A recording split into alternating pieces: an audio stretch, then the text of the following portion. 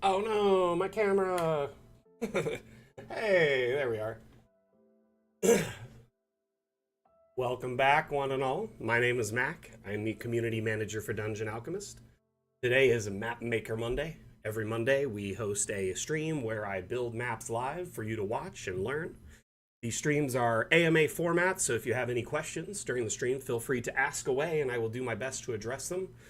If you need supports or guidance or have suggestions or feedback, feel free to let us know. Other than that, I hope you enjoyed the stream. Hey, Seisu. Hey, Gore. How you guys doing?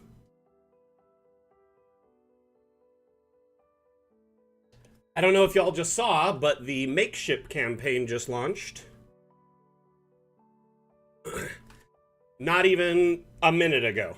So it just launched.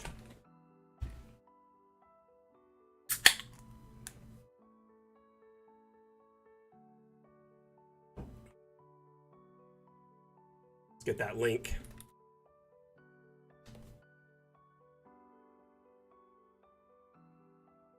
Seisu, can you make sure you have that link handy throughout the stream today? I'm gonna get that squared away. Oh, my chat bot crashed. Let me reload that. Can you all hear me all right? I just want to make sure my voice is coming through.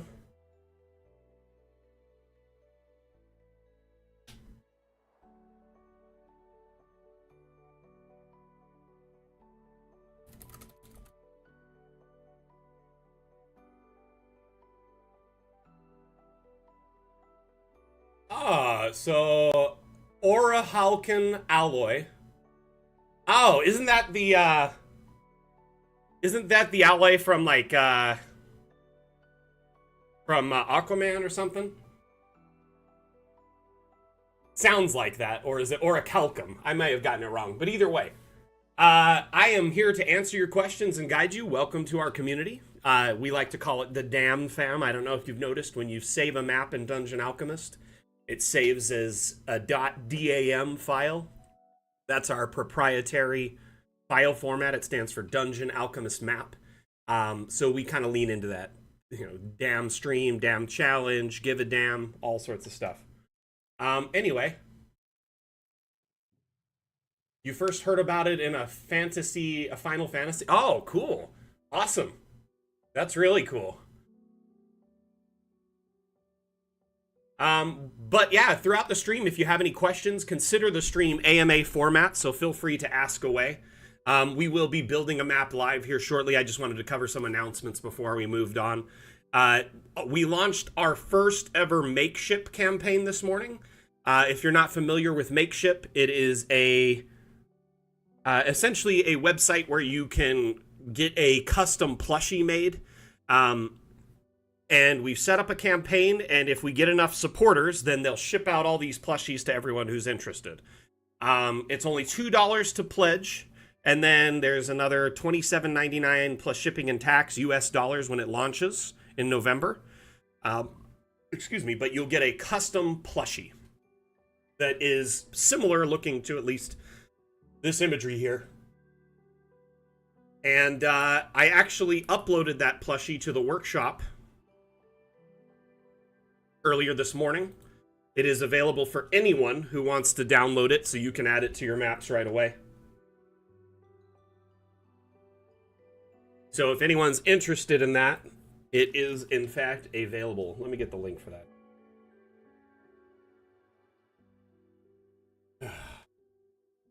Just dropping the link in chat here for you, Seisu. So, you've been using Dungeon Alchemist for a week, Alloy. What do you like? I'd love to hear your initial thoughts and feedback. What are the pros? What are the cons? And are there anything you're struggling with? Because I'd gladly address that first if we could. For anyone just joining in, we're building an ancient cemetery. The plan is to make a massive cemetery plot across this entire map. For the last couple sessions, we kind of worked on, there was the entrance here. Uh-oh, some of the walls are missing, weird. Huh, I'll fix that. And then we also worked on the chapel here.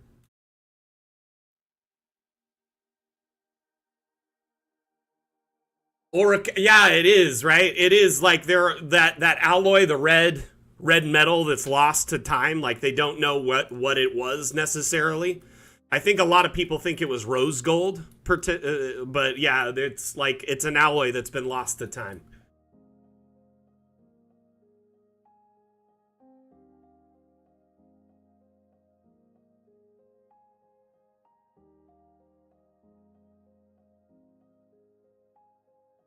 So the tile sets will repeat in many instances. I mean, in most homes and other places, they tend to have a lot of repeating symmetrical tile, right? But I do understand the concern with that. For instance, like this tile set in the ground on the outside looks very repetitive. There are ways around that. If you go into the floor tiles, you can mix and match other natural patches in with it to kind of give it some distinction. Or you can put, flora and fauna on top of it. So if you're in a building, mixing and matching, you could add decorations to kind of break up the monotony. And then when you're in, an outdoor flooring, then you can use things like decorations to break it up. So that would be the way I would do it, is things like the object brush. If you go to the object panel here, click object brush and go to paint objects. There is like the nature brush, for instance, is great for like breaking up the monotony of a background. Add a few plants. Now this area here, I plan to make a massive plot for like a rich family. I put some different items I plan to use to decorate this. So decorating it will help break up the monotony quite a bit as, it's split up.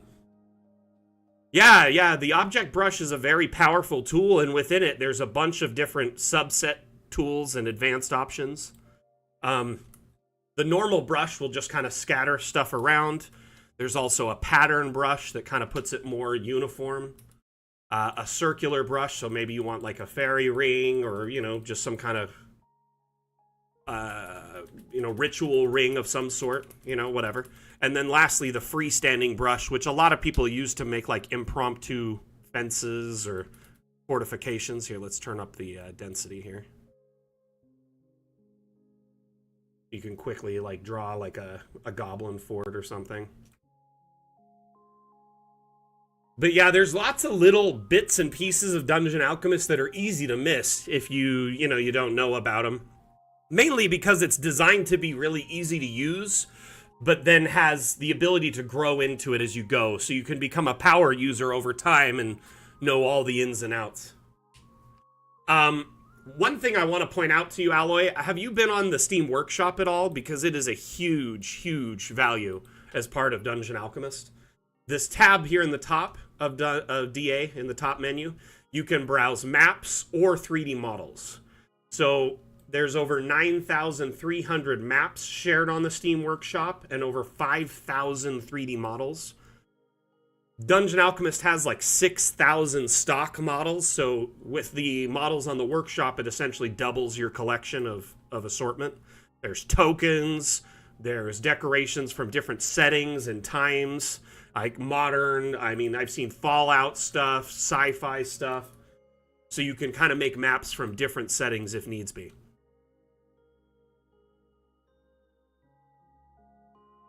To make puddles? Okay, so obviously, you have the terrain tool, so you can just, drop a little dollop of water. You can't really do that in a building, but in an outside space, something like that.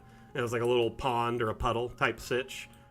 And that can be changed to, muddy water, bloody water, all sorts of different colors.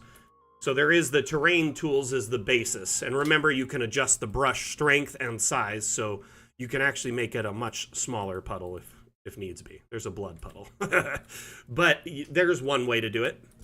The other way would be either objects from the workshop or what we have is called abstract objects. So if you click on the object panel, there's a section of objects called abstracts. In here, there are green, kind of blank slate objects. Excuse me, got a little bit of a hiccup here. So these are essentially a blank slate that you can insert an image into of anything you want. Hey, Primal Edge Designs, how you doing? If you click on this right here, it goes to our website with a bunch of templates for these various items. So this is the disk template. Essentially what this is an image that it shows you where the safe space is and the unsafe space. So the green is where the safe space of the image template will be, and the outside area is non-safe space, so it'd be blank. And you can use this to your advantage to insert custom imagery. So let's say you wanted a puddle of blood, or a pool of, here, I'll just do a puddle because that's like blue. So this, my wife drew this graphic and then I just inserted it into a custom thing there. Now you could do all sorts of imagery this way, not just basic simple images, more advanced imagery too. So these allow you to insert essentially what is a custom object into Dungeon Alchemist to kind of fill the gaps where things may not be available at this time. We have many updates still planned as part of our development, two of which are kind of themed around water and water-based effects, objects. So one of them is called Water Worlds, and the other one will be High Seas. Both of those updates will address water effects, puddles, waterfalls, things like that. Can someone nuke that guy, Zaquil? Hey, Nikki, how are you? What you been up to? Dropped in and lurked immediately? Okay, fine, I won't talk to you.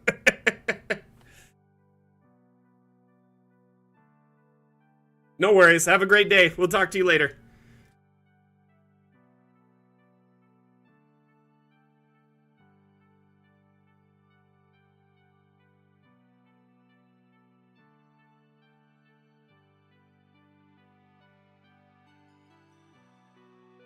Hey, that's what I'm here for.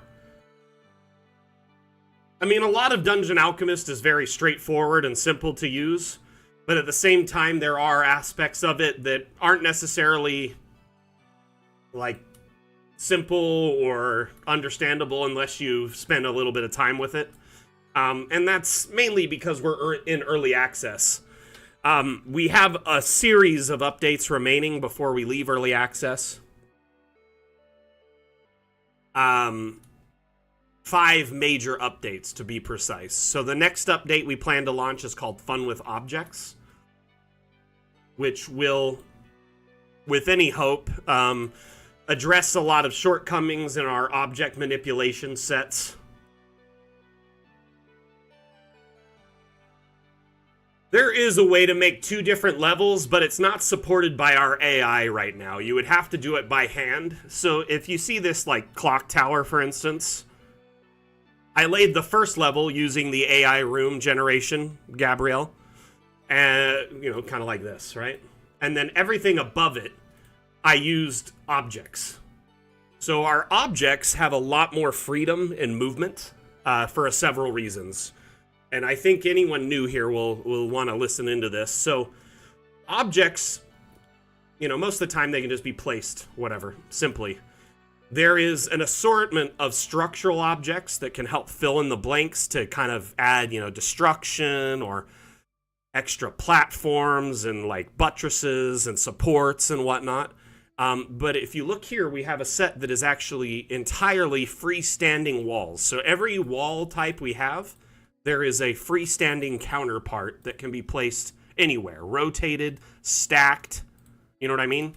So what I have done is essentially build up several levels above this level. And I did this by disabling collisions and locating the wall that was the matching wall. So let's just say this was the matching wall, right? You can stack them on top of each other, or when you disable collisions, a few things happen. Not only does it allow you to put objects near each other when you couldn't normally, see those little red chevrons on the outside of the object UI? It's telling me no. If I disable it, I can then put this object inside of other objects to make new and unique objects, kind of merging them together. Alternatively, I can scale the object far beyond its normal limits. Yeah, that's normal, Gore, unfortunately. The pits are going to be going away pretty much the next update. They didn't really accommodate them to diagonal or round rooms at all because they plan to get rid of them shortly. When we add multi-level in our next update through the AI support, they'll be pretty much like a thing of the past. So, but the last and most important aspect of disabling collisions is that you can raise objects up and down. So I use this to my advantage to create a second and third floor of walls. And then I put some staircases in here on these wooden platforms. And essentially made a walkway going up to the bell tower. So they can maintain the bell, check it out, whatever, go in and ring it, whatever. So, Gabrielle, that kind of is the approach to building multi-level. Essentially, you would use objects and stack them atop of each other. Many objects in Dungeon Alchemist snap together or on top of each other like Lego or blocks. And if you use that disable collisions to your advantage, you can start stacking and making multiple floors by hand, which is essentially the same option as pretty much every other map maker on the market. You know, you do everything by hand. I know a lot of people want the AI-assisted generation to speed things up, and I agree that would make things really nice. And our next update will address that. Multi-level roofing, separate indoor-outdoor lighting, a bunch of different things. Oh, Gabrielle, I'm glad I could help.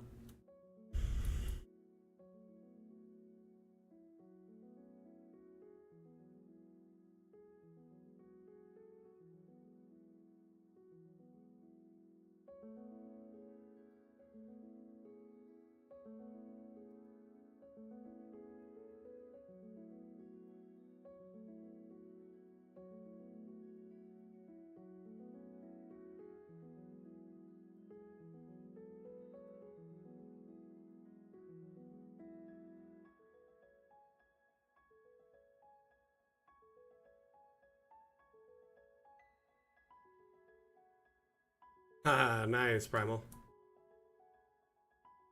This is true. Remy points out something very interesting. So, like, this one is not a big problem because all the floor levels are exposed via the stairs. But in a true multi-level structure, let me show you what I mean. You'll, like, have to take into consideration how you might export that so your players can actually view it. So you could build it all multi-level in DA, but at the end of the day, you got to export it as several different levels to effectively use it in most like virtual tabletops or even for print, etc. Let's open up a multi-level build I did a few weeks ago on the stream.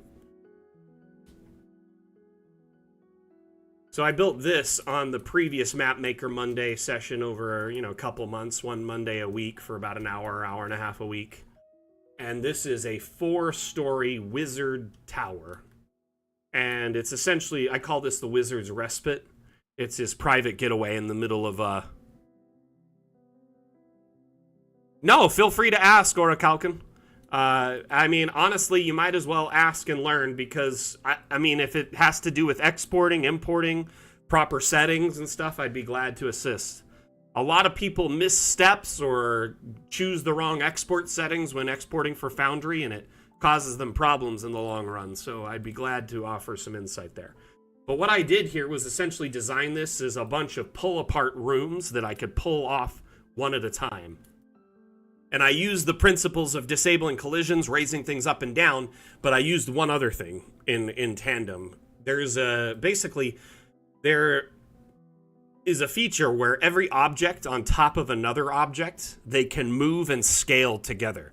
So I use this to my benefit, right? I made sure everything in this room was stacked on top of the floor for the room. So I could pull it out, I could move it, I could delete it, all in one, simple move. And each floor is an independent room. So floor 3, floor 2, floor 1. And essentially I designed this so I could pull them all out, delete them, and export one at a time. So each floor would be its own map. Every one of them would have to be an export. The roof.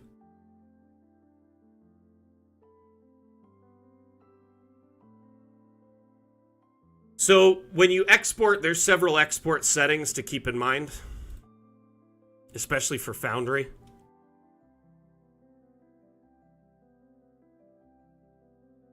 So when you're in the export menu, let's go to Foundry so it looks similar. Right here it says perspective. You have 3D walls, which is what most people prefer in our community because it gives that 3D kind of feel where it feels more natural. But if you want it straight flattened, you just go to orthographic top down. That's a true flattened top down. There's a bunch of different export options in the menu for the Foundry exports. You could set it as a JPEG or a video. You can change it to render the lights and the light data to export to the VTT, so all the lights will be part of the VTT data. So our maps, our exports for Foundry include walls, windows, lighting, line of sight, all that stuff. So essentially just switching to ortho top down. Yeah, so there will be a map skew if you do a 3D wall map. As you get a little bit further from the center, it's kind of like a fisheye effect, and it slowly skews the underlying wall layout from the actual map. So you don't want to go much larger than like 60 by 60 if you plan to export as a 3D perspective. Because beyond that, it starts making the walls misalign in your Foundry or virtual tabletop or whatever system. Hopefully we plan to address that at some point. Anyway, moving on, another thing I recommend with Foundry in particular. Hey, Amanda, thank you for the follow, and Alloy, thank you for the follow as well. I noticed you followed just before the stream started, so thank you. If you click image quality here, there's several options. These higher ones are typically meant for like in-person play or print. They're not meant for online play. Low quality, 72 DPI is actually what Foundry recommends for their maps. It allows you to keep the file sizes small, keep load times short, so your players are more likely to load the map effectively without, issues, having to reload Foundry or a black screen or whatever. Man, I do not notice. When did they add this export all tokens option? I don't remember this being there. So you can actually choose to export all tokens or not. That's a new thing. I didn't remember seeing that. I don't remember ever seeing that, in fact. That is new.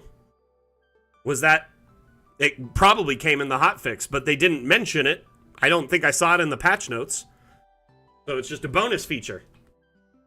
So you can place tokens on the map, and you can choose to export them or not. And then lastly, you can choose the size of your map by borders. So you can have a border around the edge, which allows the trees to kind of overhang and look more natural in the 3D export, so they don't get cut off. You can do a small border, so it's even smaller. Some people wanted smaller. And then finally, no borders, which is, a lot of people prefer 0 borders, but you notice the trees and stuff are cut off. That would be the same for buildings near the edge.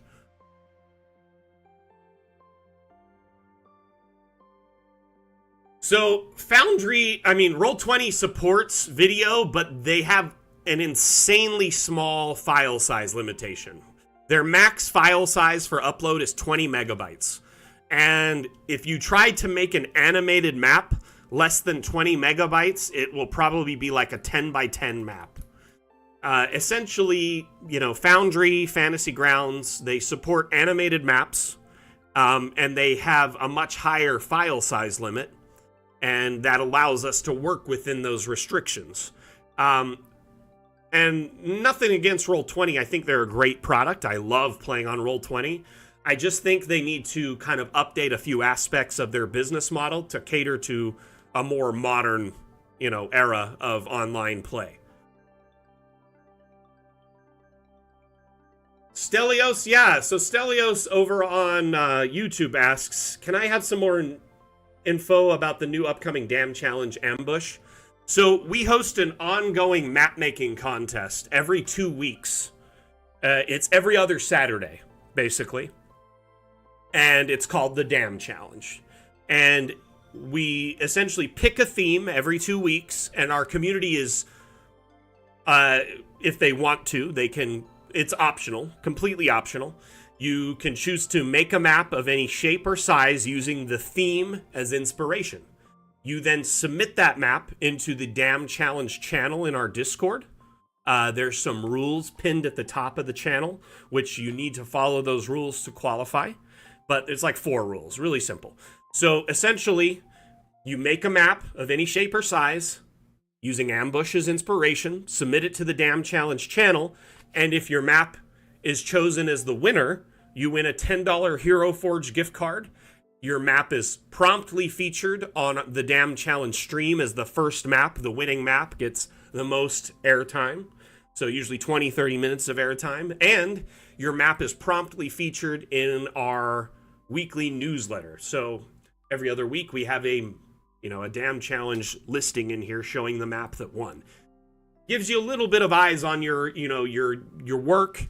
Allows you to flex your Mapmaker muscle against our cartographer community and show off your ability.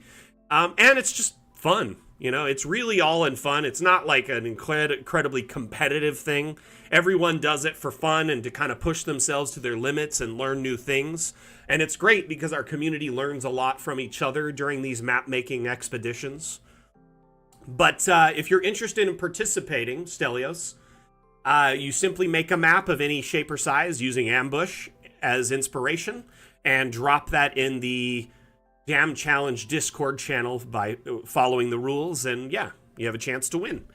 And like I said, this is ongoing. Every 2 weeks, new Damn Challenge. So this one runs through the 29th. You have between now and the 29th to submit your map, or not the 29th, the 30th.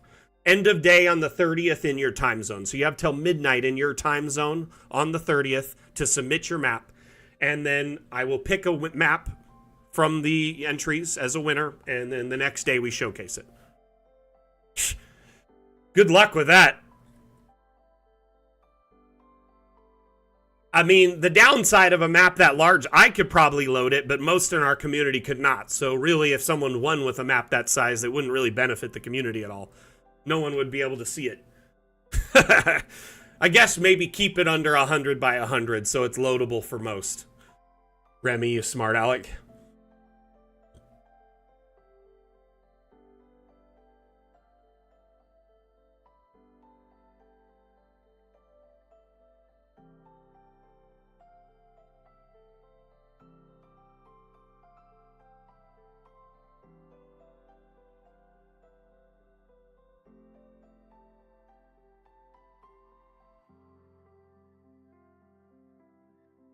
Sorry, TikTok, my stream was frozen on your side and I wasn't getting any chat. So if any of you have been saying something, I apologize. Thank you very much for being patient.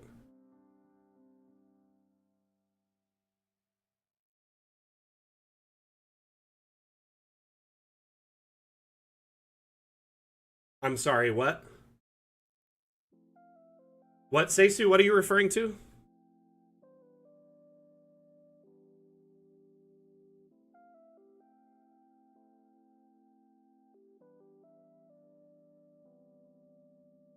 Sorry, did I say something dumb and I don't even remember?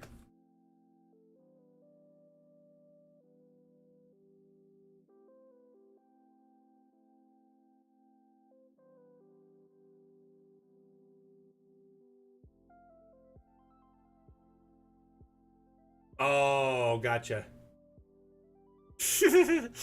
600 by 600 is insane map size. Like, most users in our community usually stick to 60 by 60 or less.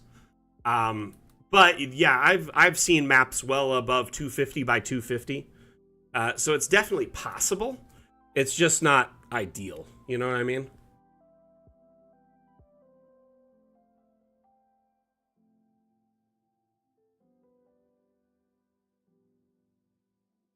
Anyway, let's get back to the build. Oops, not a new map. Let's get back to the cemetery, because we were like answering questions and we got a little sidetracked there.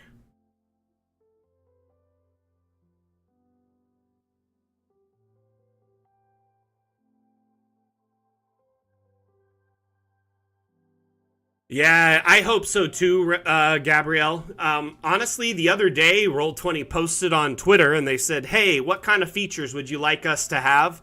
And one of our members of our community said, hey, I would like for more support with animated maps. And then I added to that, I said it would be great if, they offered improve like larger file size limits, because that would accommodate much more maps from our system with relative ease. And they actually liked the tweet. So who knows? They may end up, taking that to heart. Granted, it's not like we'll see something overnight, but it's still good. So I'm going to start focusing on this area, which is going to be a burial plot for like a well-to-do family, right? And so I think I'm going to put like some brush outside or something to block it, right? So people can't really see in. I was thinking of using some of these, like before. The shrubbery. But I do want a path kind of going down into this space. So that would be the walkway going in.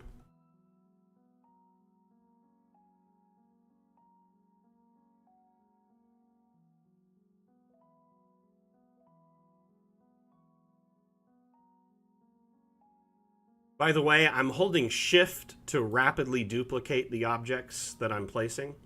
So if you hold shift when you place an object, it will duplicate the object. Alternatively, if you hold control, it'll snap to the grid, wherever that is present.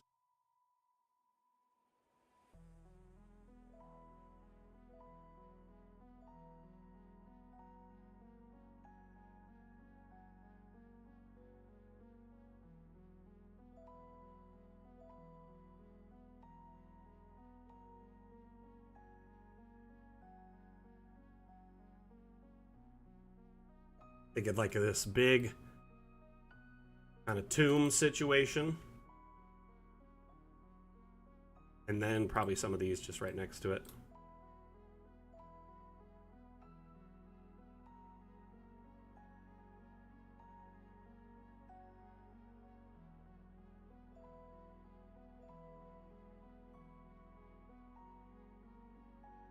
Weird. Why do they all look open?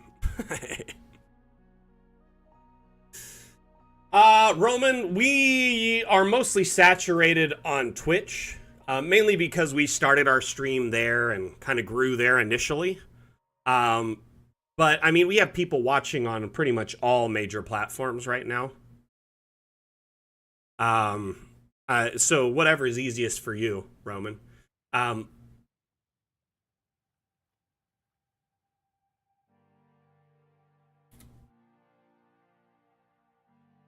Nope. But there are other tombs, so we can definitely kind of get into that.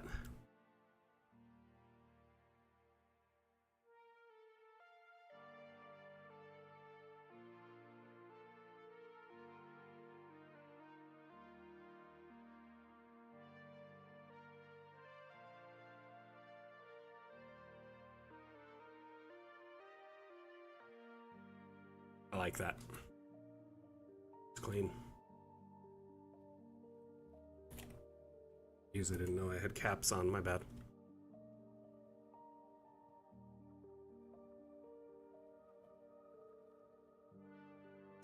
Right? I mean, this, I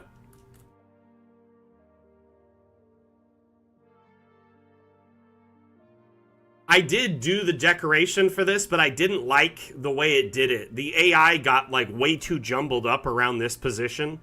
So I just told it, I just deleted everything. I wanted to do it manually.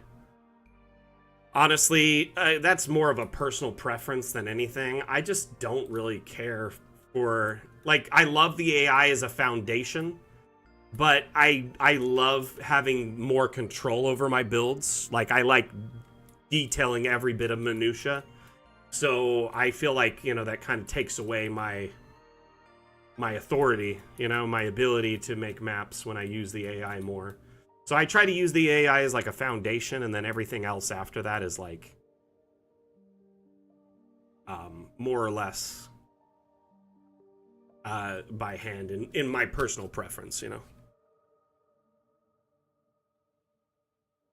That's a that's a great way to use it. And honestly, a lot of people use AI to generate maps really quickly to just save time. So like if your players go somewhere you weren't expecting and you need an encounter map really quickly or whatever.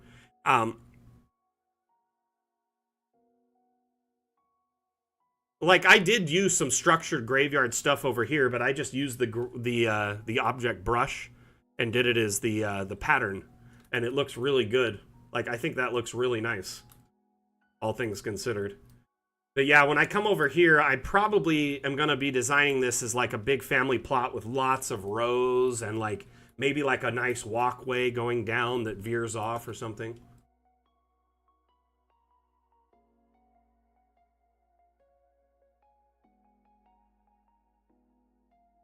You can, I'm sorry, James, what do you mean? You can make round rooms perfectly fine. Is that, like, round and angled rooms are totally possible now, especially after our last update.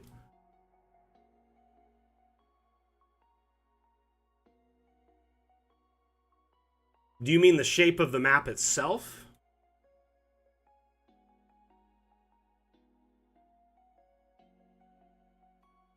Gotcha. I mean, yeah, I guess realistically the map will always be like a square or a rectangle because our system uses the whatever square system. One thing I can recommend to keep file size down instead of cutting out dead space, because honestly, our maps in general are really small. What makes them bigger is like adding custom objects or objects from the workshop, adding custom graphics. Usually a stock map from DA is like 15 megabytes or less. But that being said, some things to keep the size down when you export, which I'm assuming it's the image that is large when you're exporting, not the actual file size of the map, correct, James?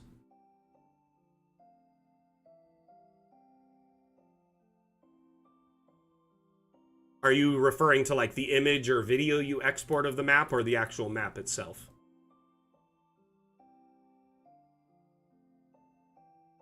Okay, so the image, in order to get better like file sizes, we've actually built in some options to improve your export file sizes dramatically. So if you change your quality from say very high down to high or low, which low 72 DPI is actually VTT standard. Most VTTs recommend around 70 to 90 DPI for your maps and video. Reason being is, you know, if 72 by 72 dots per inch, you start scaling up, that doubles in size to 150, and you're like 6 times the size with 300. So essentially, a map can be up to 6 times smaller if exported at 72 DPI. That's one way to immediately shrink it. The other is exporting without borders, so you can do the normal border, small border, no border. That will definitely shrink down the image file size quite a bit. So between those two things, I mean, that's usually more than enough to get the file at a reasonable size for most VTTs. Beyond that, you have like third-party compression tools. Images and videos can be compressed rather easy nowadays without losing tons of quality. So you could take something like this and then run it through a compressor that would reduce it by, say, 50% or down to 1/3 of what it was before. And it'll essentially retain most of the quality, but, you know, offer a smaller file size. So I would say between the stock options of like lowering your DPI before export and the non-stock, you know, options of like third-party tools, photo editors, etc., that can reduce the file size dramatically in post. I mean, there's tons of free tools online and well-known, you know, photo editing tools available that can do exactly what you're trying to do after the fact. But I do agree that it would be nice to have more options internally. Maybe, you know, that could be something we could discuss and try to expand upon.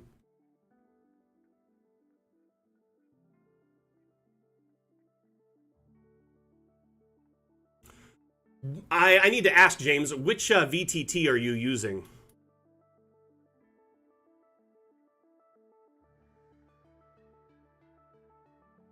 Oops. Hit control.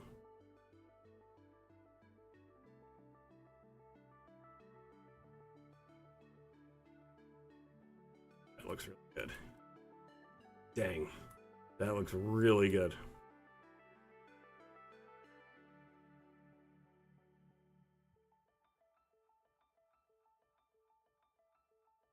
I don't know. I think it could come through.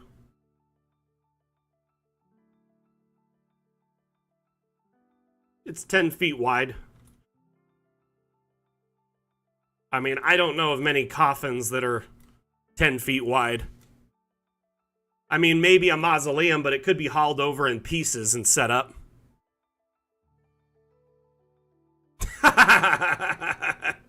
That's fine. Whatever works for you, Roman. Bardic hospitality, I should say. Welcome to the Twitch stream. So you use Foundry? Yeah, I would definitely, if you're not already, like if you're struggling with file size, I have to ask, are you exporting at 150 or 300 DPI by chance? Because Foundry absolutely recommends 72 DPI. That is kind of their standard.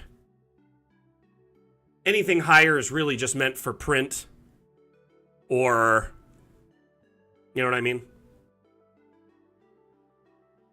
TV tabletop, like if you're playing in person on a TV or a projector tabletop, by all means, jack the file size up because none of your players need to load it, right? But when it comes to online play, you want those files tiny and compact just so the load times are as smooth as possible. Ricky, how you doing, buddy? What you been up to?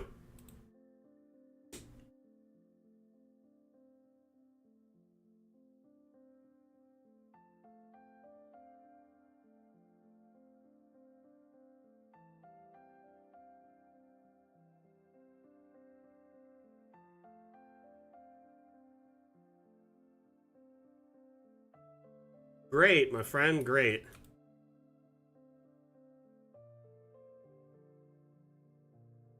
We actually launched our very first Makeship campaign this morning, for anyone who is not aware.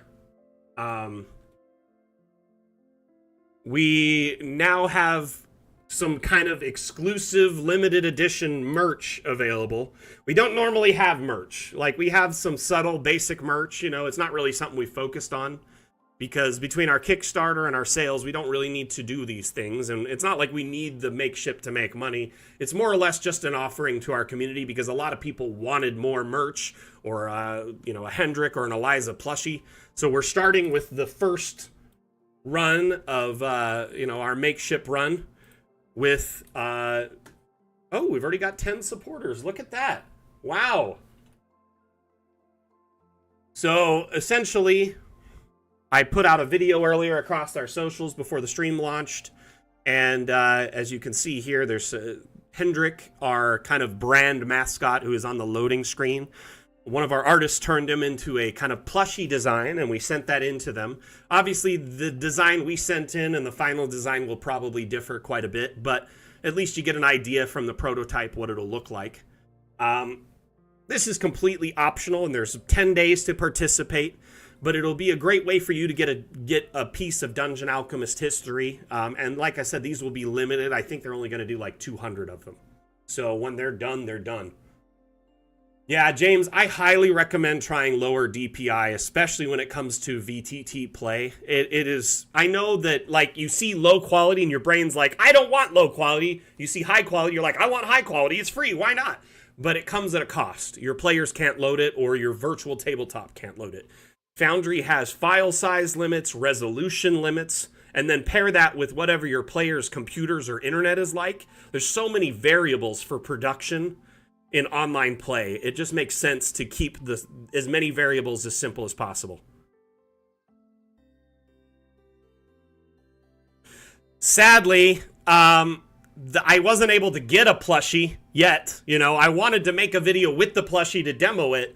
So I was talking to Wim before this launched, and I said, you know, I'm having a hard time wrapping my head around the concept of advertising something I don't have to show off, right? And he was like, oh, yeah, that makes sense. It's kind of like, we're showing something, but it may not be the final product and blah, blah, blah. So I just said to him that I'd love to make a humorous video to showcase.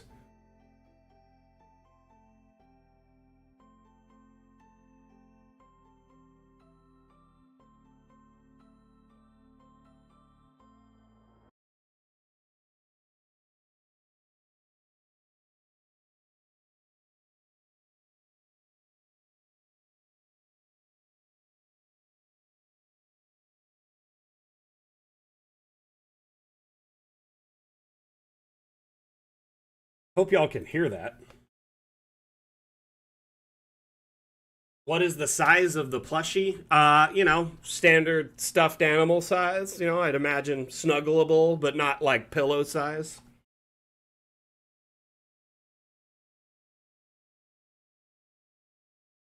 But when it comes out, yeah, I will most likely make a video of me playing with it or doing some pictures with it out in the wild.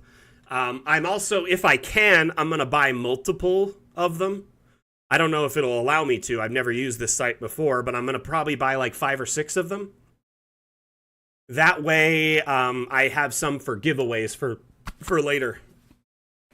Because not everyone in our community can potentially, dive into this. Maybe your financial situation's not in a good one right now, or maybe you've got other commitments, or maybe you're planning for the holidays and can't really do something like this right now. So I understand that it's not a viable option for everyone to buy a plushie, and by all means it's not required or anything like that. That's why I plan to get extras to do a giveaway at some point. Anyway, moving on. Very excited about that. Just launched this morning, not even an hour ago. So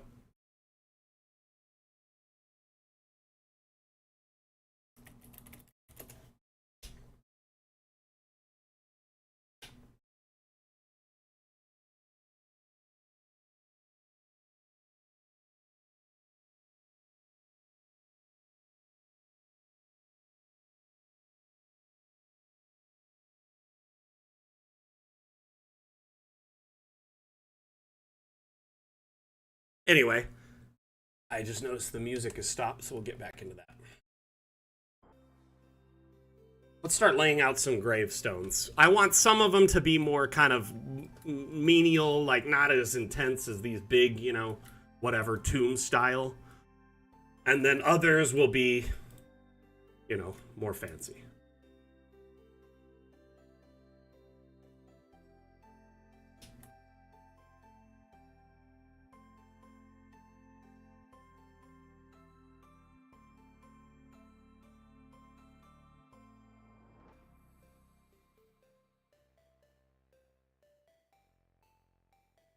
Yeah, see that I get it, like I have hobby expenses too, and a lot of my expenses are charted out through the year for things I want to buy and do for my, work and play and home life, and so it's like a little extra expense might be something you don't plan on, and it's not always an option for everyone. You know what I mean?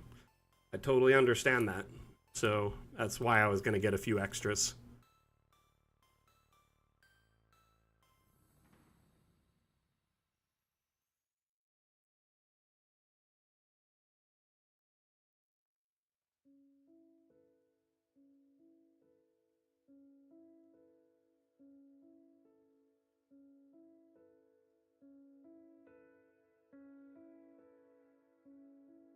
Nice.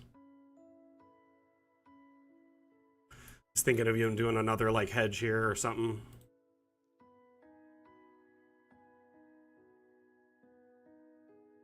Turn it this way. Merge it into the gate.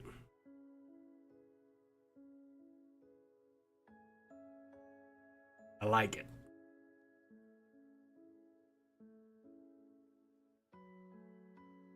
Yeah, right? A camera and lenses, you're looking at a few grand minimum. Like, dang, Remy.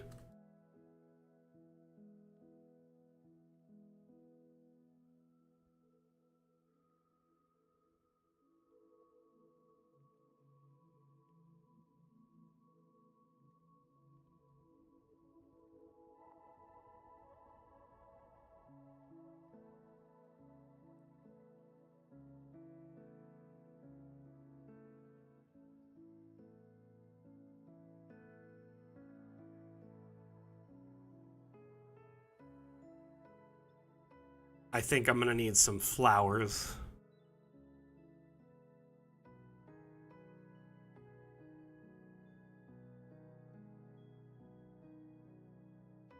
Make sure you get paid up front. Or half up front, half after. Yeah, weddings are lucrative, dang. Hey, Ola EDU TV, thank you for the follow, much appreciated. Welcome, welcome, welcome. How you doing today? Have Fantasy Grounds better support for larger maps? Eduardo, honestly, map size, when you get larger maps in a virtual tabletop, you're almost always inevitably going to run into problems at some point because all virtual tabletops have limitations. Several things to take into account. File size, resolution limits, bandwidth, your players' computers, and then their internet speeds. Are they throttled data? Are they limited data? A lot of different factors can take into account what a larger map whether it can load or not, right?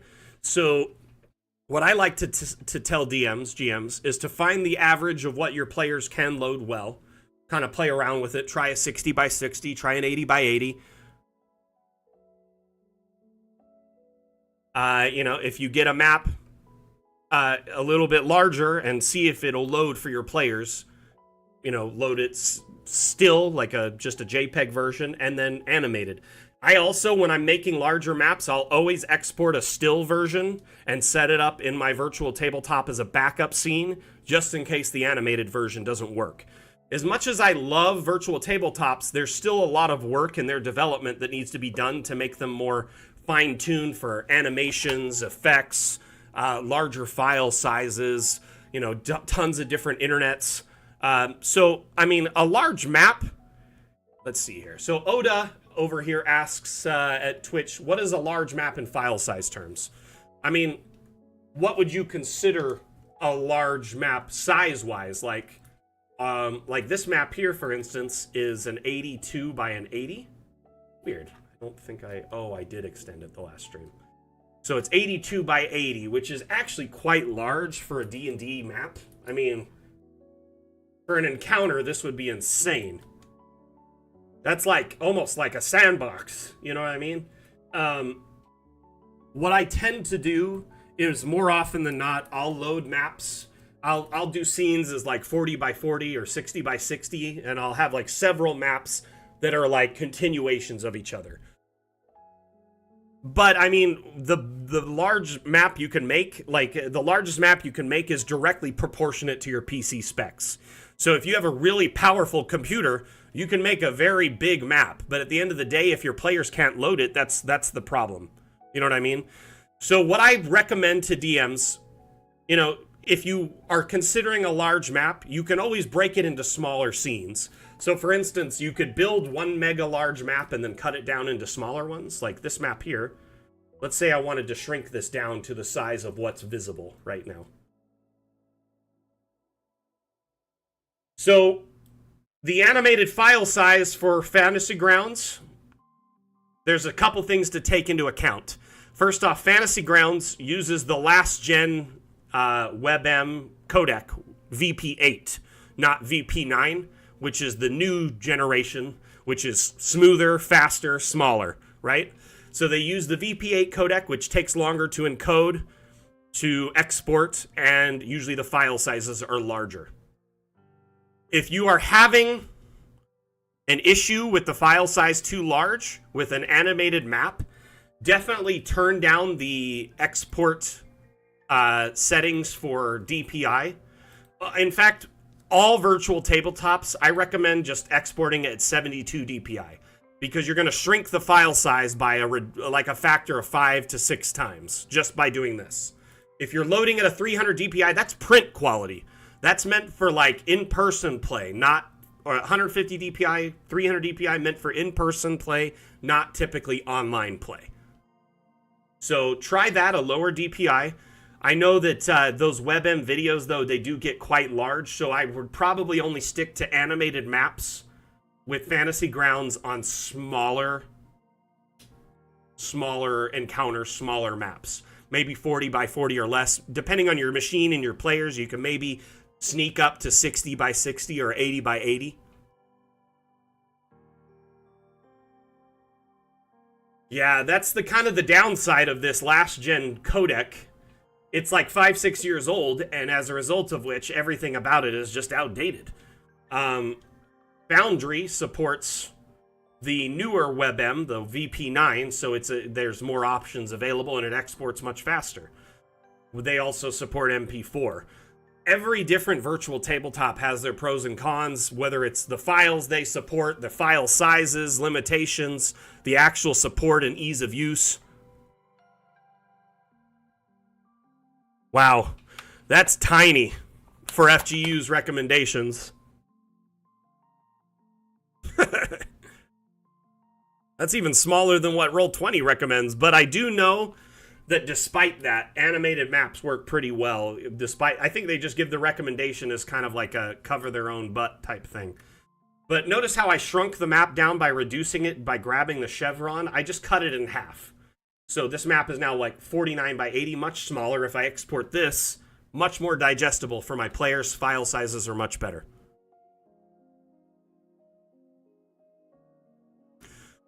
So every VTT has different files they support, but like Foundry, for instance, supports JPEG, MP4, and WebM VP9. So you have more options than just image, an image in a VP8 WebM.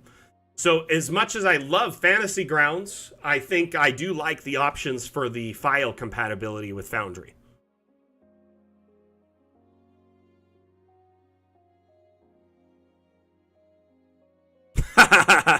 Right, Mike? It does look like a dot matrix stuff if you followed their size limits.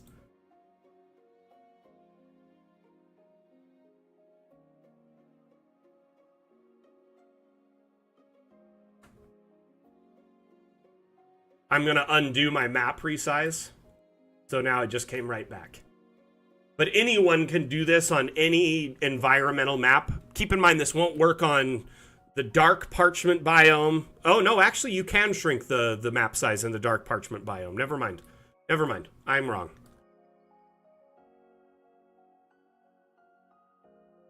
I think the big thing is to know your table, your players, and their hardware's limitations, right? So you're going to want to make sure that every player on your table can load that map. Otherwise, you're going to be having a headache, right?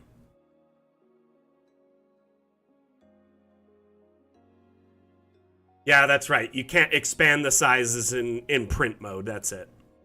That's right. I got it confused for a second because there's no terrain in the other biomes, dark parchment and green screen, which means you can't raise and lower buildings. That was the fact that I was getting mixed up. Okay, let's get back to building here.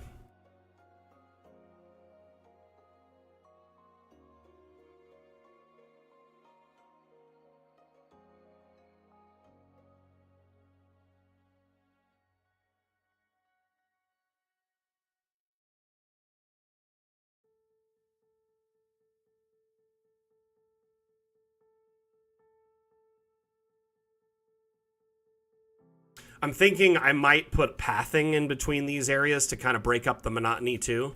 So I'd go to like the floor tool and select a natural kind of pathing type thing that looks just a little bit different. Or it might be a little bit more worn down because people have walked through here. I like that.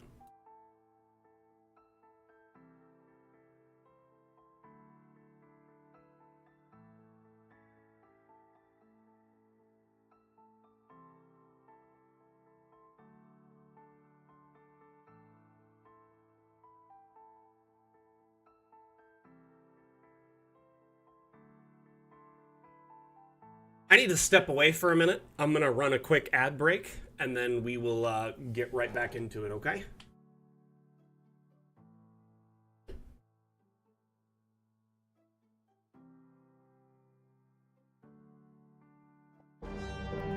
Dungeon Alchemist is an AI-powered map-making application that allows you to make amazing maps in just a few clicks. You can then easily print these maps and use them in your role-playing games. Or you can import them into your favorite VTT with walls and lights configured for you. Here's how it works. First, choose a terrain for your map. Then pick a theme. How about an old school crypt? Or maybe an abandoned mansion? Just start drawing rooms, and Dungeon Alchemist will place all the walls, floors, doors, objects, and lights for you. Each new room is generated on the fly and is completely unique. Yeah, we do all the grunt work for you, so you can focus on creating. Changed your mind? No problem. Swap out the theme of an entire room with a single click. Is it a garden? Nope, it's a hovel. And now it's a tent. Everything in Dungeon Alchemist can be adjusted. Release your interior decorator and go wild. Recolor potions. Mess with the light. Set the house ablaze. In Dungeon Alchemist, you are the artist. Bring in your own content and really personalize your world. Dungeon Alchemist comes with thousands of unique assets, each lovingly crafted to suit your adventuring needs. Create a glowing mushroom forest. Light up your abandoned temple, or stuff your room to the brim with pillows. Build an entire world in seconds and reshape reality to your heart's content. Once you're happy, bring your world to life and explore your map through your player's eyes.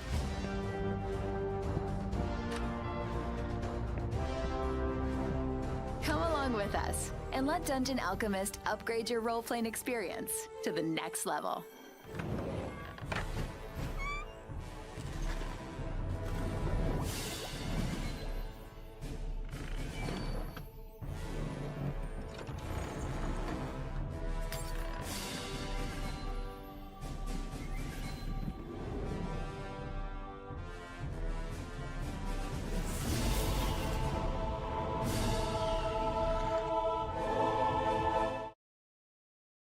All right.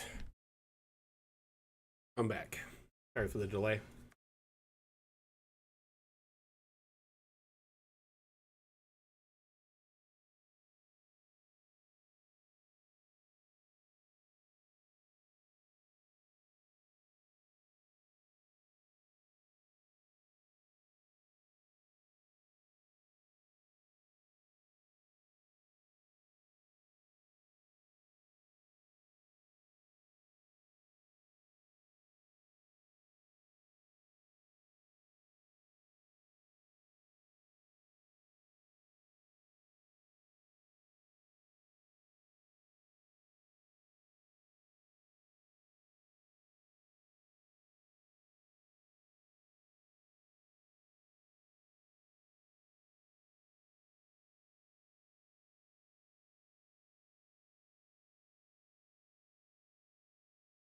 Alrighty. Let's get back to building.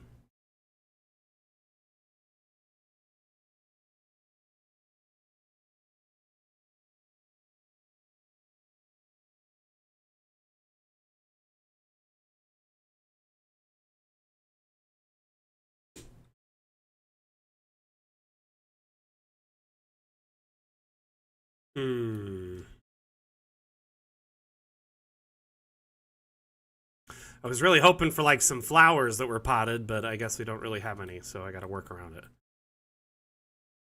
Excuse me.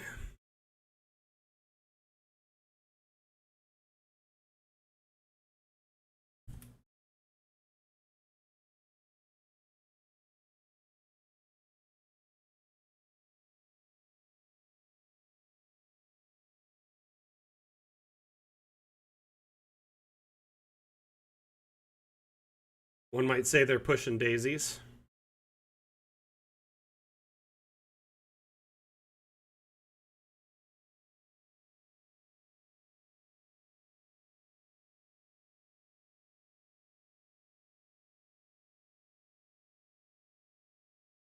Getting some flowers at the base. What other things would you give them? Like maybe like a coin, or we kind of talked about this last stream.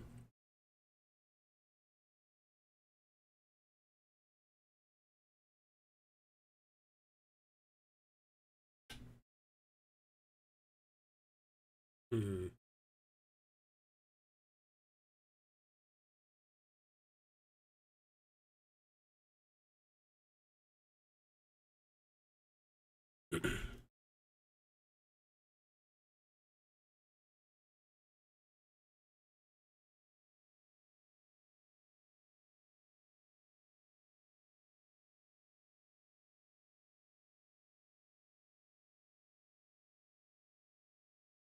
Hmm.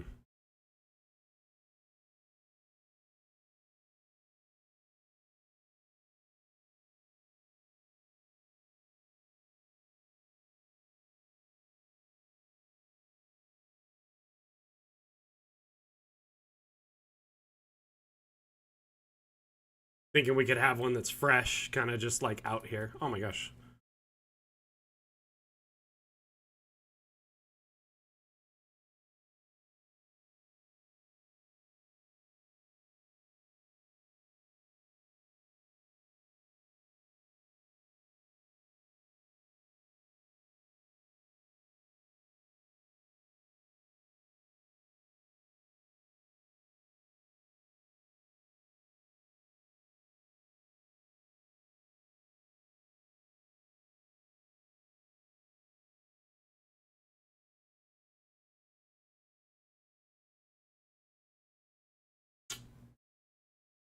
I don't really like that the gravestones all just have like skulls on them.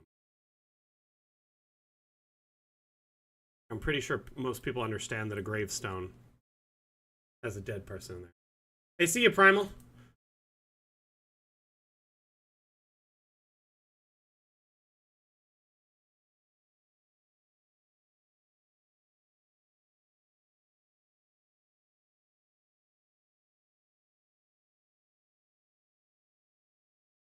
Hmm. It's weird. Oh, there they are. I'm gonna look for these columbariums, and I was thinking of putting them in between this. Like,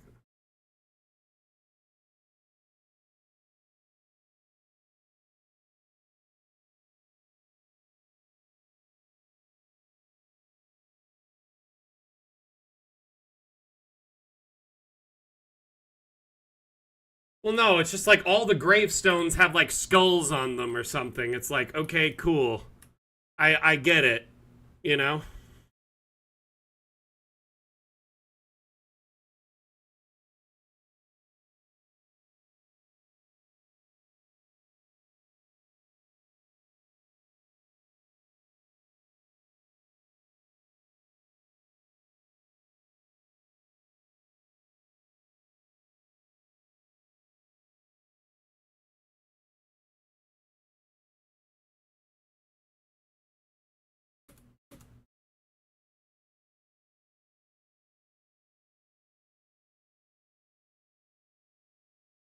I like that.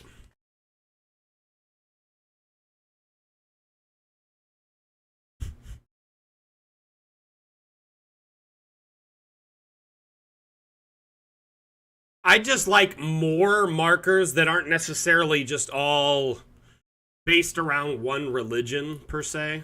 You know, like a lot of our burial stuff is based around like either essentially everything either has a skull or a cross on it. One or the other. One or the other.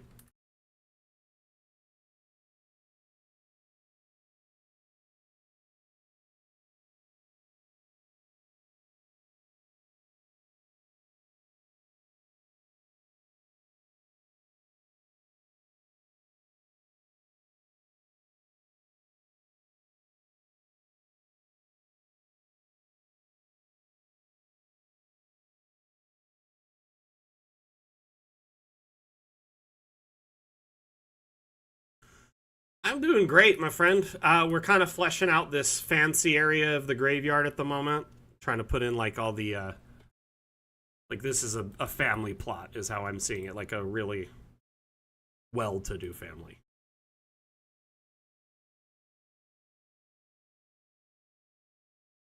Graveyard's great. Guafa, how are you doing? Thanks for asking. Ooh, golden sarcophagus? I think we need to put this somewhere. Artful Darkness, thank you for the likes. Much appreciated. How was work today, my friend?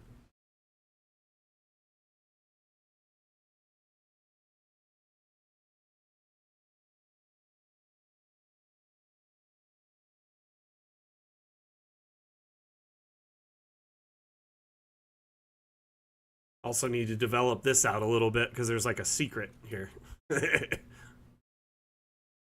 Never did the staircase there. I gotta remember to do that too. Yeah, you know what? I'll just do it right now.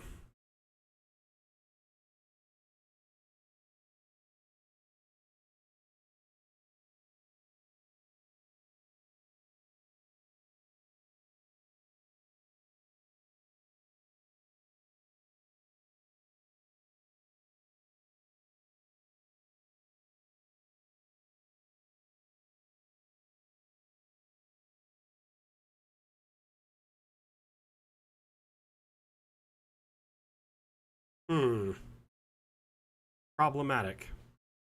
Might have to add a little bit of tile there. Something. We'll figure it out.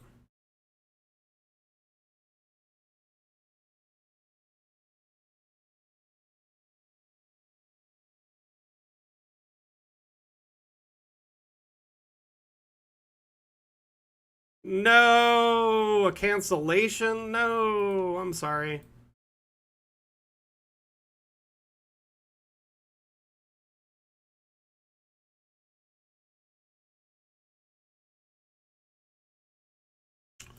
Staircase may or may not be the winner. We'll see.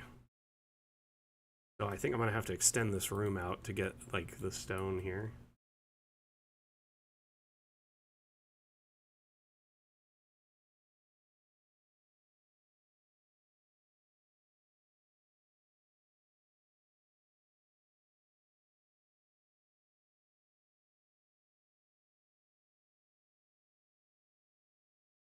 Nice. Okay.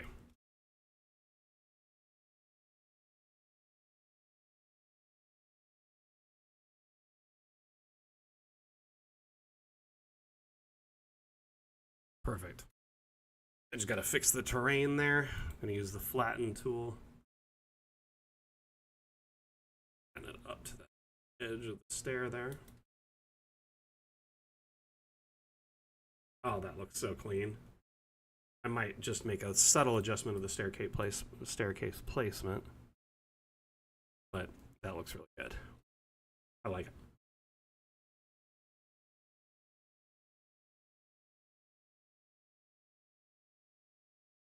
I think it looks great. Best way to see how well it works is to drop a token in, because the token will see it in first person. You can see how well it lines. Right? I'd also like the ability to put a, like, enter, like, you know, the number aspects of, like, raising and lowering, Remy, objects, buildings. I'd like to be able to enter in the number field by hand. Oh, flawless. Flawless.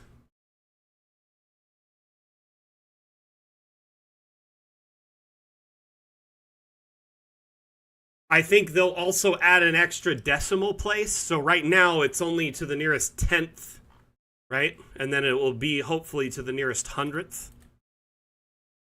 So when you raise an object right now, it's only to the nearest 10th. And it doesn't do much in between. And I want to be able to type the numbers and have an extended decimal place so I have more control.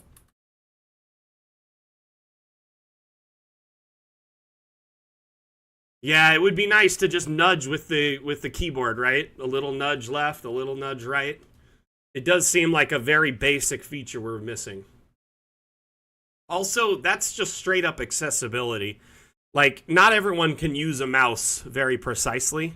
And so having an option for a keyboard or a key option is always great for accessibility.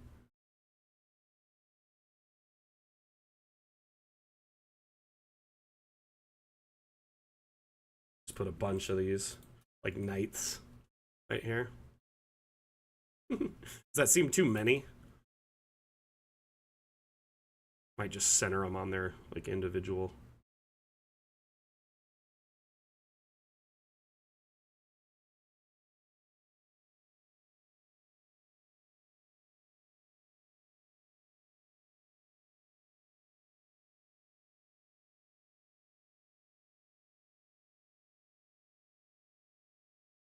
You can rotate rooms, Guafa. You can just do it before you generate them.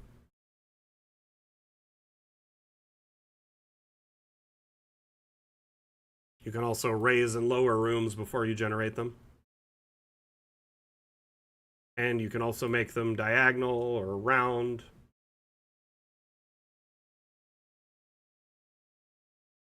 It's quite possible to rotate a room, but only before you generate it. So it has to be a floor plan still. That being said, our next update will give you the ability to rotate rooms after they've been generated. So, more to come. Yeah. I mean, immediately after, you can always just Control Z to undo it. So let's say you had something like this, and you're like, I don't like this after it generated, right? Control Z brings you back to the floor plan. Then you can rotate it or fix it to a better solution, you know? But yeah, for now, that's kind of the only option. So as long as, you built the building recently, you can always undo and re-rotate it. Our next update, though, will offer the ability to rotate buildings after they've been generated, so no more stress there.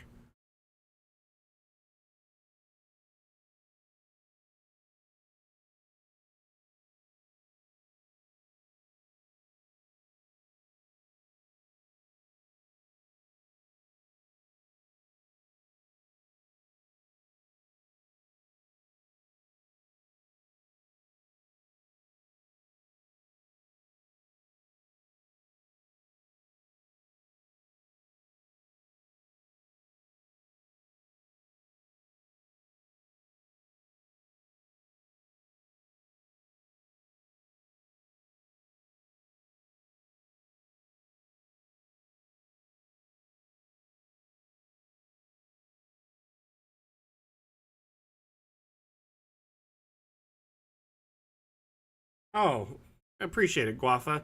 Yeah, honestly, we love providing assistance and help in any way we can. These community initiatives, the streams, etc., are designed in an AMA style, so anyone can just drop in and get support anytime if they need it. So, I mean, realistically, we, as an indie company, we realize, like, our growth is centered around, supporting our community and being there for them and making sure they understand our product inside and out, especially while it's in early access. And there's a lot of, let's just say ebb and flow with the development. And so I love, being able to stream and provide support on these weekly streams. We offer, by the way, several streams a week. So Mapmaker Monday is one. We have a stream on our Discord that's Discord exclusive every Wednesday called Office Hours. That one's definitely more laid back. We still do support and whatnot. It's AMA format, but it's essentially a place to chill and get to know other people in the community and vibe in our Discord. There is, obviously, today is Mapmaker Monday, where we build a themed map and kind of focus on it week after week. And then alternating Saturdays, we have the Dam stream one Saturday, and that's a stream where we showcase maps from the Steam Workshop, as well as assets from the Steam Workshop, so to just showcase them and share them with our community, let people know about what's there. The other stream, which is called the Dam Challenge stream, which you might see a little marquee on our stream talking about that. The Dam Challenge is a bi-weekly map-making contest we host on our streams, where essentially our community is challenged to make a map following a theme and sharing that map. And if they win, if their map is the winning map, they win a $10 Hero Forge gift card. Sorry, I lost my train of thought there for a second. Thank you, Seisu and Remy, for the links. Kind of want to do paver, like fancy paver. I don't know, like some stonework or something.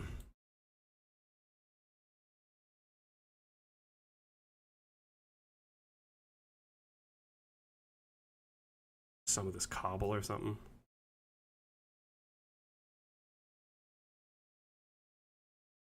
Or we could do some of these flagstones. Something like that. And then have like a row diverting off. That would be like tons of graves. I don't know. I kind of like that more.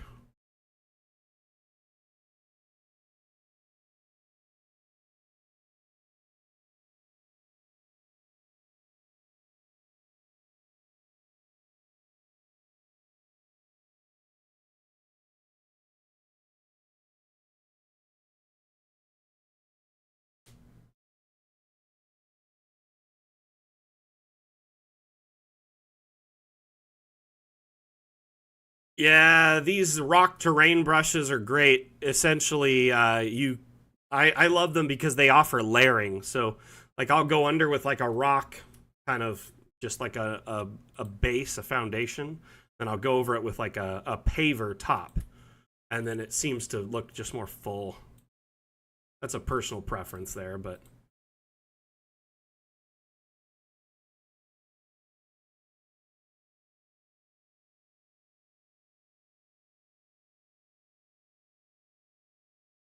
notice how it looks more like a stone walkway now than it does a like just rock.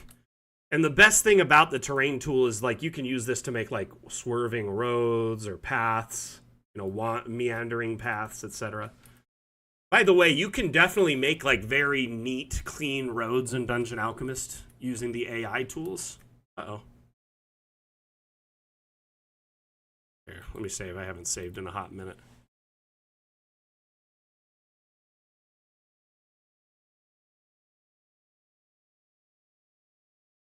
I really do like the team over at Fantasy Grounds. Bella over there, their community manager, and I have like a good like working relationship, a good networking relationship. Anytime I need help, I can reach out to her.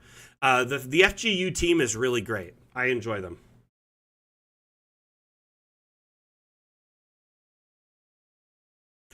What I like to do, if I want to draw like a nice curated road, I'll go into the AI and I'll select village and go to alley. And then I go to the AI settings and I disable everything but floors. So what that will do, let's just show you what I mean. This allows you to take and make like very curated roads. I'm going to move this over here just to kind of add it onto this road, right? That we already have. It won't match at all, but at the end of the day, it's just more experimentation. And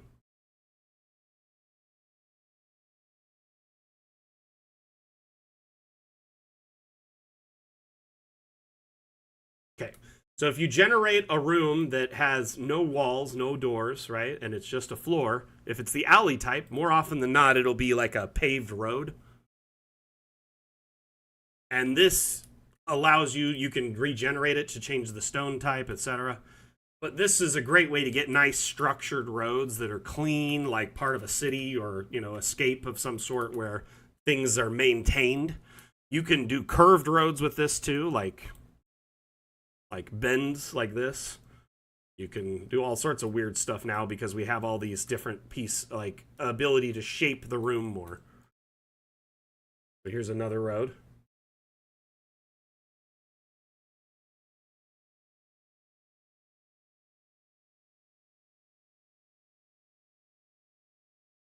So part of the reason that lag happens is the terrain tool we use isn't first party. It's like a third party module or plugin that we use. And our devs aren't too happy with it. They want to redesign it from the ground up and make something better.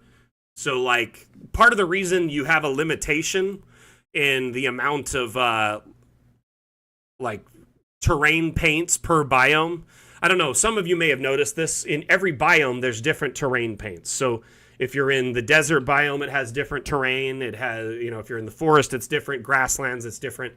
They all have the same liquids, but they have different terrain. Excuse me. So we hope to, at some point, pretty much get rid of that and just allow every terrain brush in here.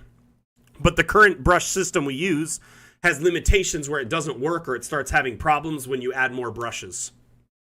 So our devs have said they want to kind of nuke this and redesign it from the ground up and make it much more functional. I would love to see that personally. However, when that happens remains to be seen. Oh yeah, Remy, the autosave feature is a G. By the way, if you're not familiar with autosave, go into settings. There's an autosave tab here. You can set an autosave interval anywhere from 1 minute to 60 minutes, and then click enable and hit save changes. As long as you've saved your map at least once, like i.e. you've named the map and saved it somewhere, it will automatically start doing the autosave intervals at the interval you have set. So let's say you set 1 minute. Every minute, it'll save automatically and back up your map in the same location adjacent to the master map. So you'll have the master map and then the backup autosave right next to it, where you can essentially have both. And, the autosave will keep up with you if you forget to save. But the master map can be the one that's like the hardcore foundation for everything.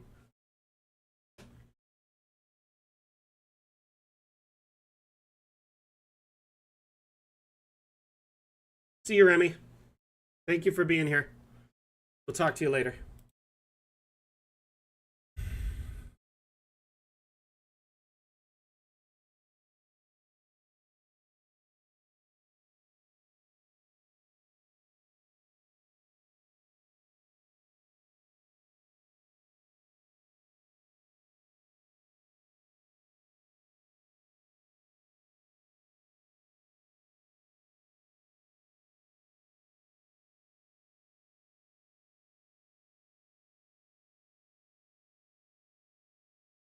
See, now this looks like a nice paved road that was laid here at some point in the past.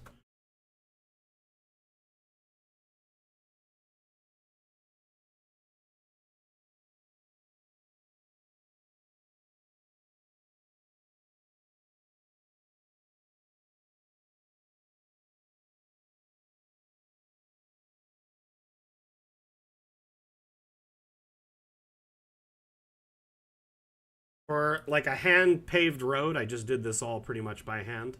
I think it's turned out pretty well.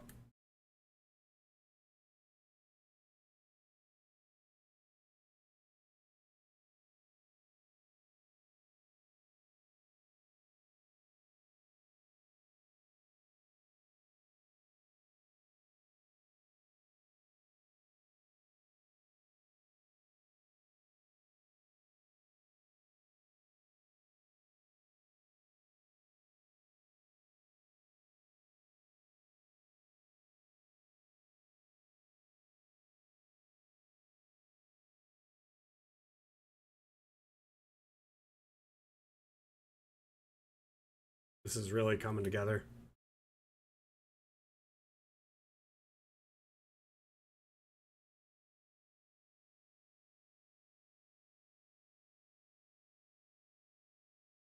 So I need to decide, do I want paved road in this, like little paver stone, or do I want just plain grass? I kind of like a mix and match, because then it looks like more fancy, right? I don't know, at least in my mind.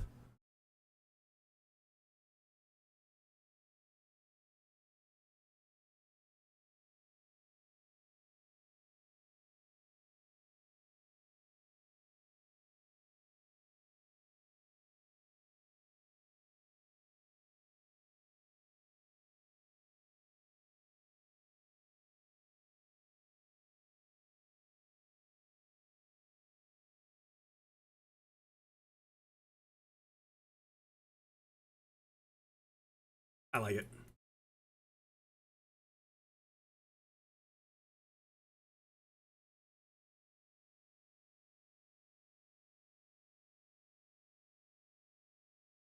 Hey, Daniel, how you doing?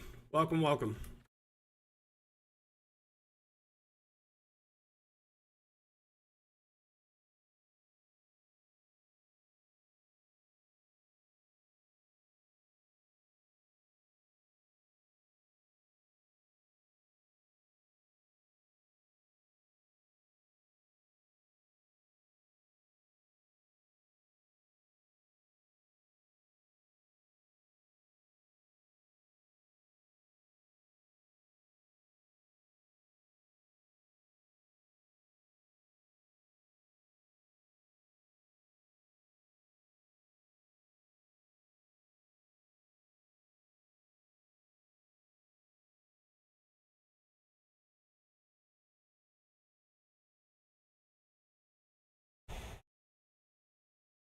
Stomach's feeling a little rough. I'll be right back.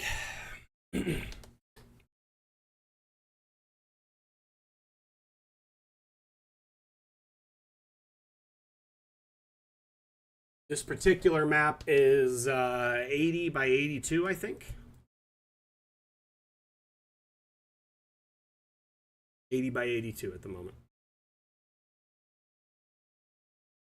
Can make it 82 by 82. Even things out. We'll go into that break.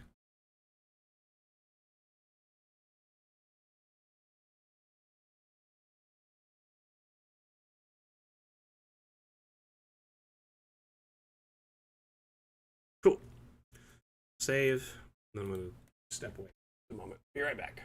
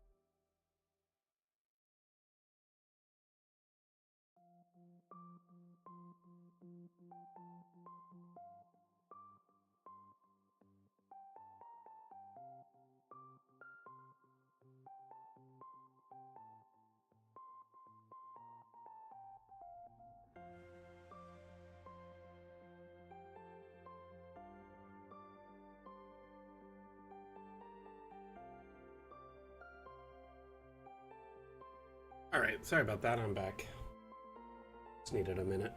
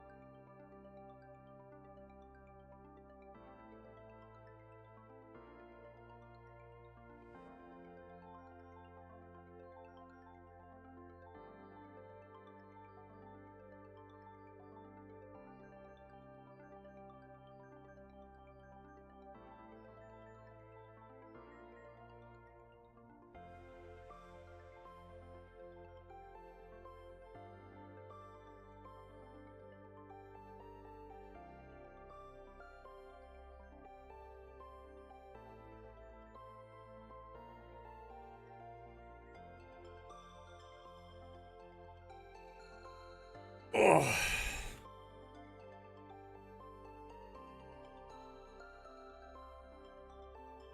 I was working around the house last week, or the other day, and I pinched a nerve in my upper shoulder, and it has been just driving me crazy.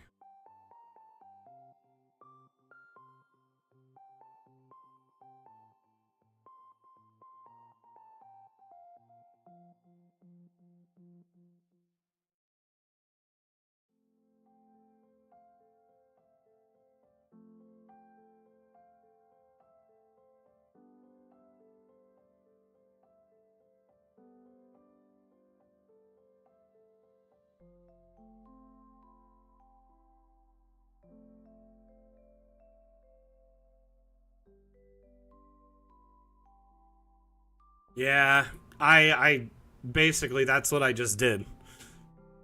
So my stomach was aching and my shoulder was aching, and I went and laid down for a minute and just stretched. I'll lay down and stretch, and kind of like sometimes my neck will pop or my back will pop, and feels a lot better.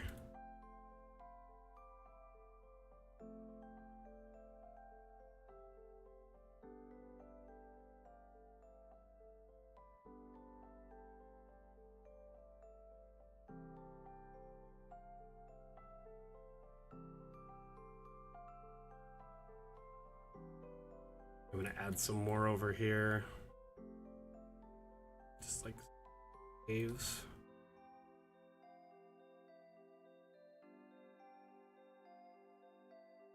Do another one of these. Coons.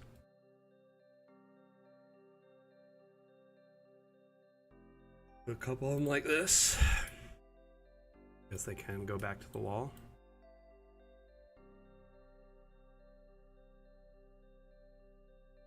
Some ivy on the fence there, that looks good.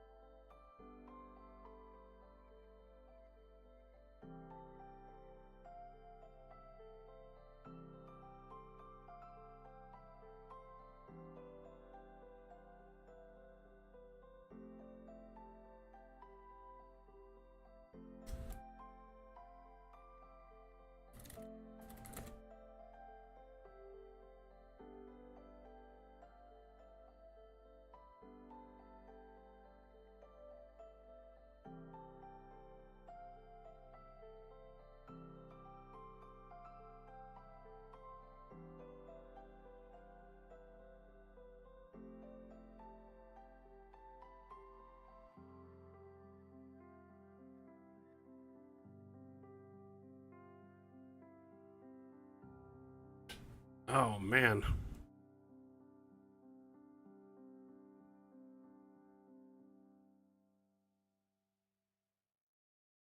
Didn't you put some on the workshop, Asmodeus?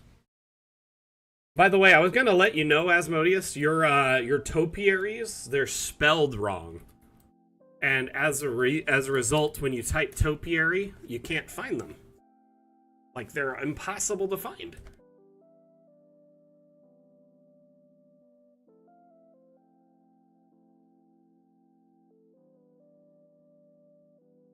Man, am I crazy, or did Steam find mausoleum off of mausoleum? These are also spelled wrong. Might be hard for people to find if they're looking for something specific. But what I would recommend doing, if you can, please, Asmodeus, put a space between the name and the one, because the search term is not searchable like this usually. So you got to put a space between the numbers. Here you spelled it right, though. That's why it was found, because I searched mausoleum and it found it in the description.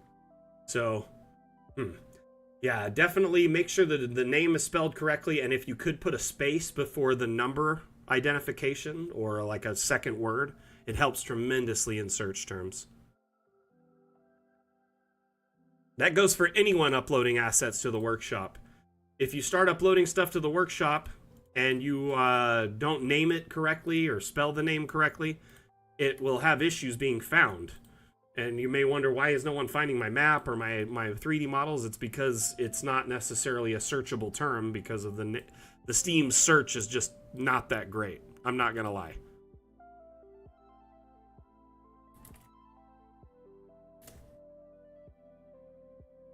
Steam search, it basically has to be an exact match.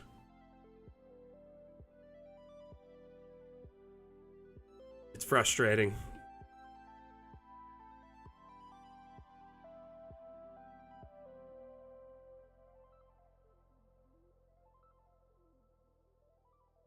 Those are nice, though. I like them.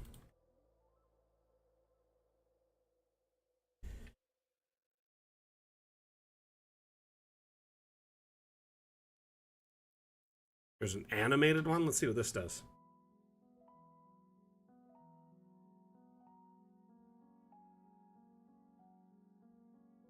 Oh, it's got a roof. Cool.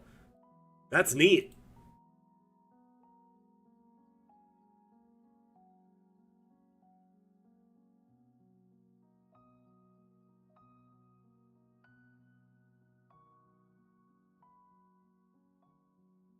That's really clever. I really love how asset importers in our community have started taking advantage of the multiple animated states. Like, Asmodeus did it with a door opening and closing, so one state was it open and one state was it closed. I think that's great. Like, this is great too.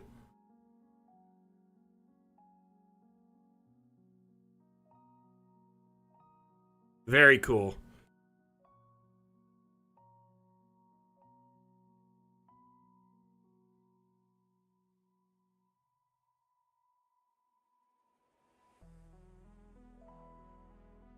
Just want to make sure that's not going back of the gate.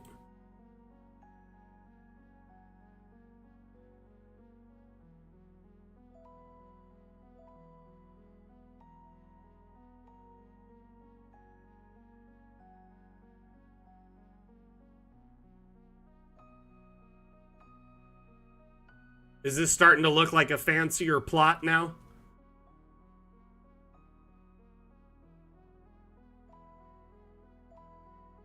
Here, let's save. I haven't saved in a hot minute.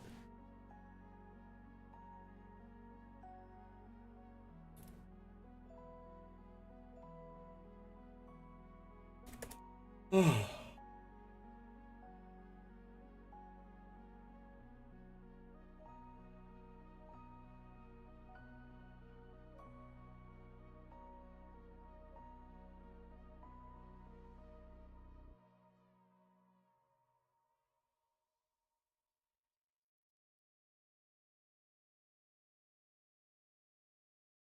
Those look pretty good.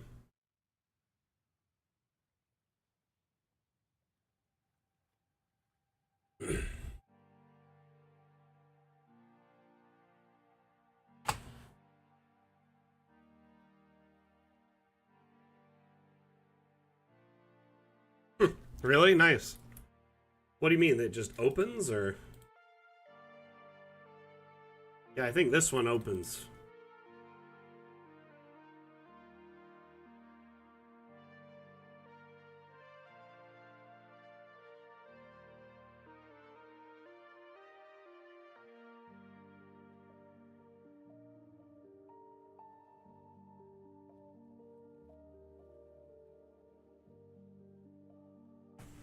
Very cool. Oh. Oh. Would y'all be upset with me if I wrapped up the stream a few minutes early? My shoulder is just killing me, and I need to go stretch and kind of lay down flat on my back on the hard floor for a bit.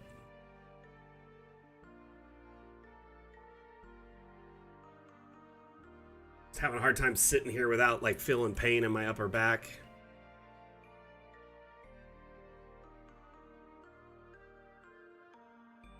Oh, Swifty, I appreciate it. Yeah, I think I'm going to wrap up just a few minutes early, and then, you know, we'll hit it hard next stream.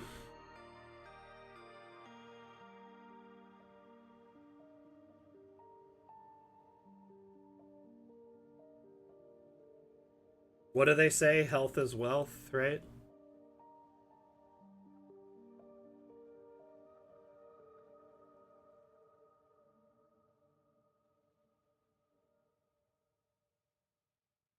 We'll kind of have this laid out for the next session so we can kind of work on it. I'm going to be putting graves all the way around the edges here.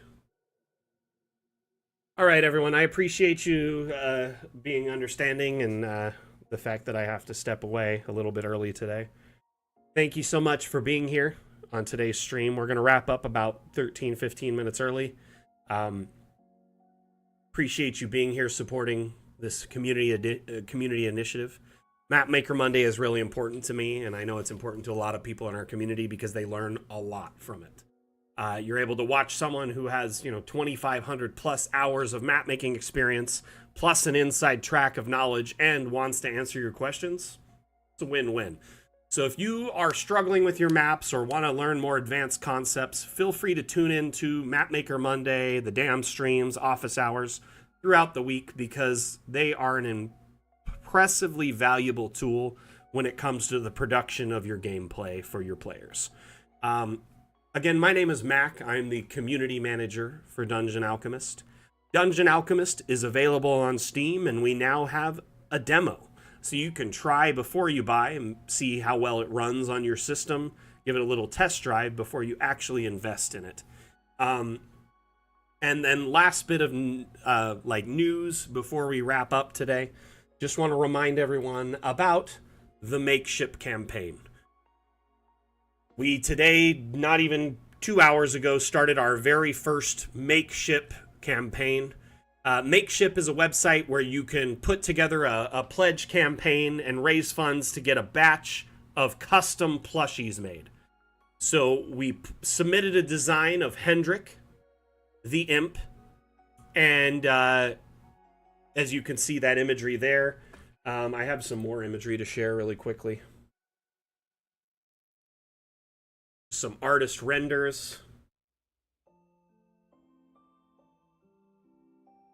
Some side profiles, etc.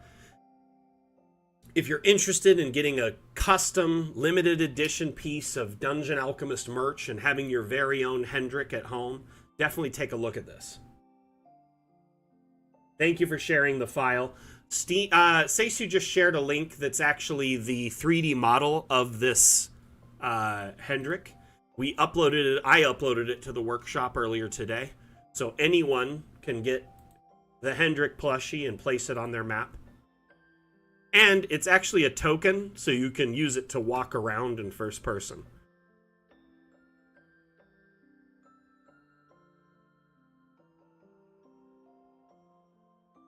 So if you want to add a little Hendrik to your map, you can do that now.